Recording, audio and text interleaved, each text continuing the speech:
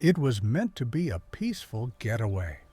The Calloway family, Sarah, Mark, and their 7-year-old daughter, Emily, had longed for a quiet weekend in the Blackthorn Woods, far from the city's chaos.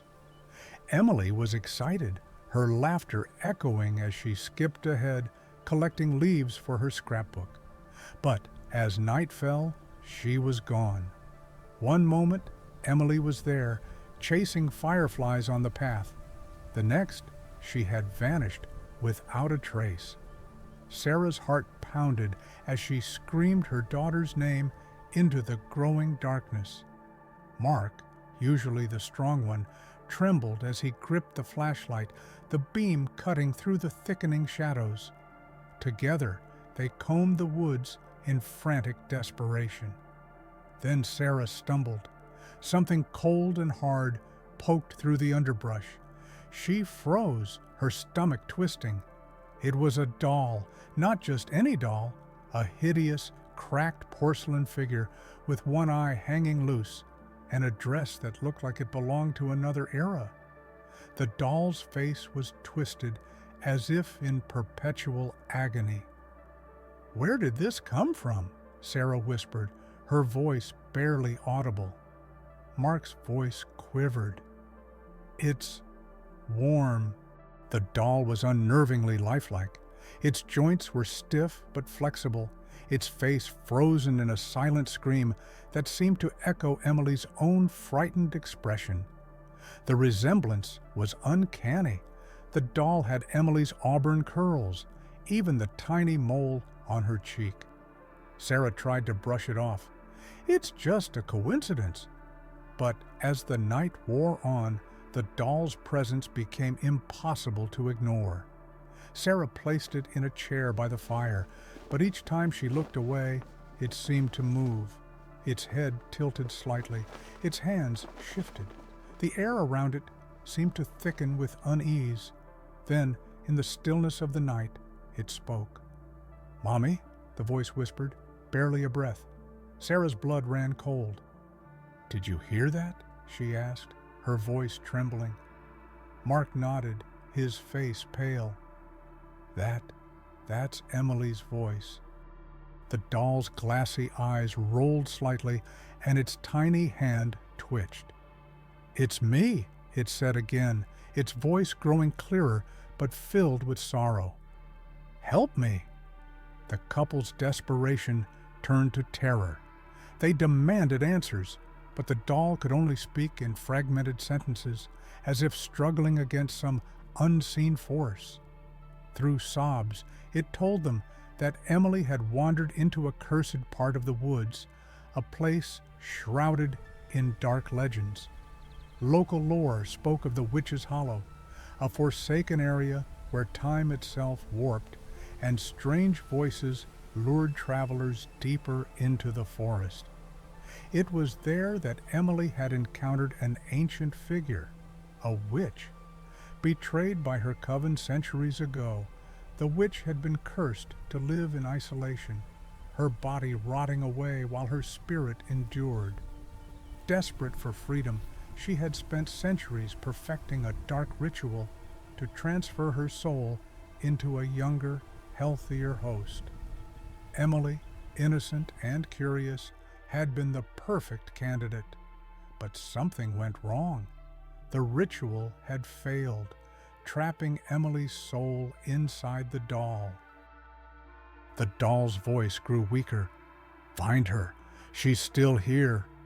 The couple was shaken but determined. "Where? Where is she?" Mark cried. The doll's glassy eyes rolled upward, and the words escaped in a low murmur. "The witch. She is waiting."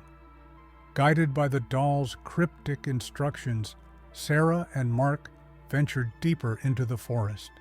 The woods seemed to close in on them, the trees bending as if watching their every step. Eventually, they stumbled upon a clearing where a crumbling stone cabin stood. Its windows glowed with an unnatural, sickly green light, and the door creaked open as though inviting them in. Inside, the air was thick with the stench of decay. Strange relics cluttered the room, jars filled with murky liquids, bones strung together with string, and faded symbols etched into the walls. A faint humming noise seemed to pulse from the very ground beneath their feet. There, at the center of it all, stood the witch. She was ancient, frail, and hunched, her face obscured beneath a dark hood. "You shouldn't have come," she rasped. "The child is mine now." Mark stepped forward, clutching the doll. "She's not yours," he said, his voice steady, though his heart pounded in his chest. "Tell us how to fix this." The witch's lips curled into a malicious smile. She revealed rows of blackened teeth. "The spell cannot be undone without sacrifice. If you wish to free her, one of you must take her place." Sarah's breath hitched in her throat. "You're lying," she said, her voice breaking. "She's just a child." Mark's expression was resolute. "She's our child." Without hesitation, Mark stepped forward, his hands trembling but steady. The witch began chanting in an ancient tongue, her voice low and guttural.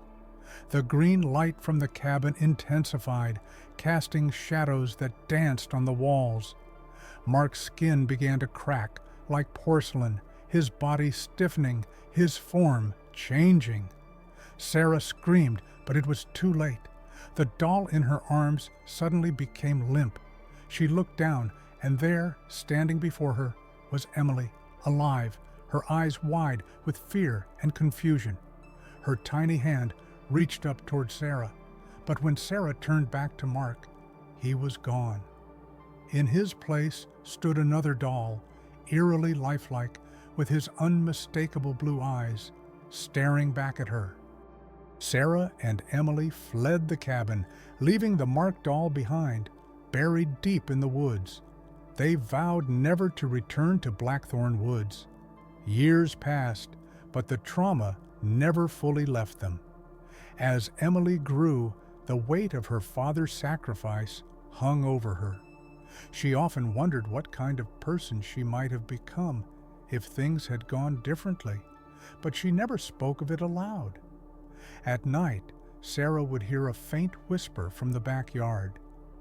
"I'll always protect you," it would say. One evening, Emily stood at the window, gazing out at the woods. Her heart pounded. Was it just her imagination, or had she seen a figure standing just beyond the tree line, watching them from afar? She wasn't sure, but the sense of being watched, of being protected, never left her. She only hoped it was Mark, keeping his promise.